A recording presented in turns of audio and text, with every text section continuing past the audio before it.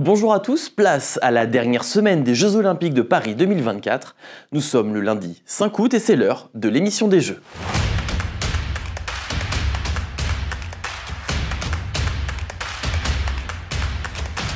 Journée bronzée pour la délégation française ce dimanche avec 3 nouvelles médailles au compteur. C'est Félix Lebrun qui a décroché la première en tennis de table en battant en finale pour la 3e place le Brésilien Hugo Calderano 4-0.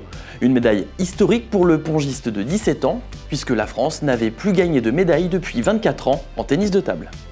Premier français quadruple champion olympique individuel sur une même édition des Jeux d'été, Léon Marchand a décroché une 5e médaille en bronze lors de la finale du relais 4x100 mètres 4 nages masculin, remportée par la Chine. Après le dossiste Johan Endoy Brouard, Léon Marchand a assuré le 2e relais en brasse, avant une belle accélération de Maxime Grousset en papillon, alors que Florent Manodou, déjà en bronze sur 50 mètres nage libre, a arraché la 3e place. Enfin, la 3e et dernière médaille de la journée est revenue au fleuret par équipe homme. Enzo Lefort, Maxime Poty, Julien Mertine et Maximilien Chastenay ont arraché la 3e place en dominant les États-Unis. Avec 7 médailles, l'escrime française égale son record de 1996 à Atlanta. Jetons un rapide coup d'œil au classement des médailles. La France occupe toujours la 3e place derrière les États-Unis et la Chine. Passons maintenant au programme de ce lundi avec l'entrée en liste de Koumba Larocque en lutte à partir de 15 h. L'équipe de France de volley affrontera l'Allemagne en quart de finale à 17 h. À suivre également la demi-finale des basketteurs 3-3 face à la Lettonie à 19 h ou encore la demi des Bleuets face à l'Égypte dans le tournoi de football à 21 h ce soir. Meilleur pourvoyeur de médailles de la délégation française, le judo a encore été à l'honneur à Paris, avec 2 titres olympiques, 2 médailles d'argent et 6 en bronze. Notre envoyé spécial Gaspard Brémond nous fait le bilan de cette équipe de France.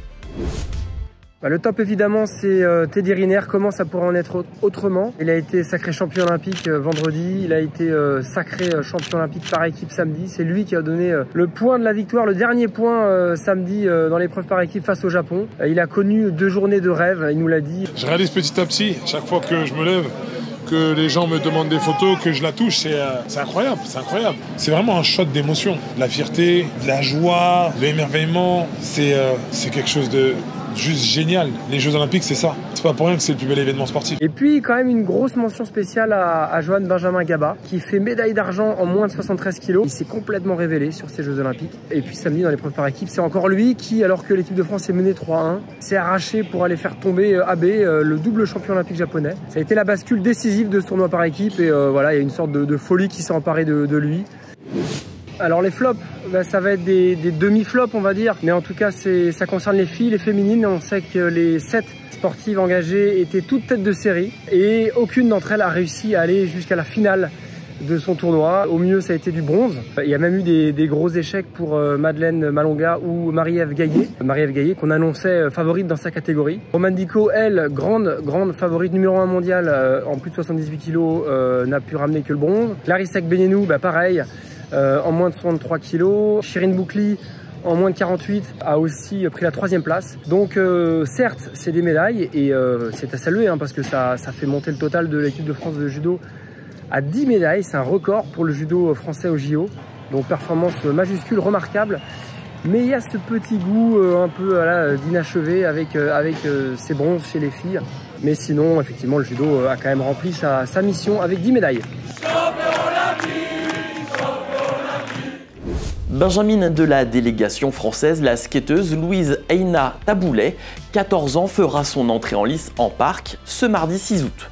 L'occasion de revenir avec Colline Chauffard sur ces athlètes adolescents qui ont participé aux Jeux Olympiques. Nana Taboulet, Dimitros Lundras, Marjorie Gestring, ils ont tous en commun d'être ou d'avoir été athlètes olympiques alors qu'ils n'étaient que des adolescents. On le rappelle, Nana Taboulet n'a que 14 ans. Et même si elle est la plus jeune athlète française lors de ces JO, elle n'aura pas le record toute édition et toute nationalité confondue. Et oui, dites-vous qu'en 1896, Dimitros Lundras, un gymnaste grec, a participé à l'épreuve des barres parallèles aux Jeux Olympiques d'Athènes à seulement 10 ans. Et qu'en plus de ça, il a remporté une médaille de bronze, ce qui fait de lui le plus jeune médaillé médaillée olympique depuis 128 ans. Pour la médaille d'or, le record de la plus jeune championne olympique revient à l'américaine Marjorie Gestring qui a remporté l'épreuve de plongeon en 1936 à 13 ans et 268 jours. Et les jours ont leur importance puisque son record a failli tomber en 1960 à 12 jours près. Le comité international olympique n'a fixé aucune limite d'âge pour participer aux Jeux olympiques. C'est aux fédérations internationales de chaque sport de les choisir. En gymnastique, par exemple, les athlètes doivent avoir au moins 16 ans pour participer. En boxe, c'est 18 ans. Mais dans d'autres disciplines comme la natation ou le skateboard, il n'y a pas d'âge minimum requis. Ce qui explique pourquoi ce sont souvent des viviers de très jeunes athlètes, à l'image de Nana Taboulet ou encore de Momiji Nishiya, championne olympique de skateboard street à seulement 13 ans et 331 jours. Mais depuis quelques années, le CIO s'interroge sur les conséquences d'événements aussi majeurs que les Jeux olympiques sur la santé mentale et physique de très jeunes sportifs. En 2022, il a encouragé chaque fédération internationale à imposer un âge minimum pour participer aux JO dans sa discipline, sans pour autant intervenir directement. Donc certaines fédérations l'ont fait et d'autres non. C'est la fin de l'émission des Jeux, merci de nous avoir suivis.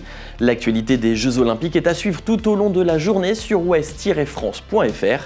Et nous, on se retrouve demain avec, on l'espère, plein de nouvelles médailles.